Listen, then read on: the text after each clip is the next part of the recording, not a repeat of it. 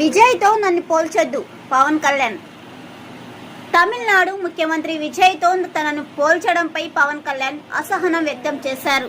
Sinus వల్ల తాను ఇబ్బందులు పడ్డానని పవన్ కళ్యాణ్ తెలిపారు. మంగళగిరిలో జనసేన ఆత్మీయ సమావేశం జరిగింది.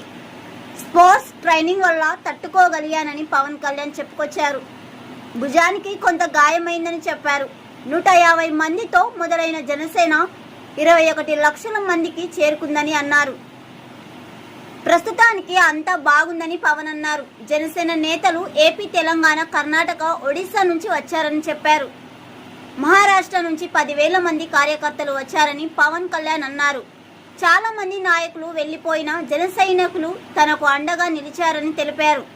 ఈ విజయం ఒక్క రోజుల్లో రాలేదని, దశాబ్దాల కాలం పాటు నలిగిపోయానని అన్నారు. రౌడీలను తట్టుకుని నిలబడగలిగానని పవన్ కళ్యాణ్ చెప్పారు. తమిళనాడులో విజయ్ పార్టీ గెలిస్తే తనను కూడా ఆ పని చేయాల్సిందేనని అన్నారు.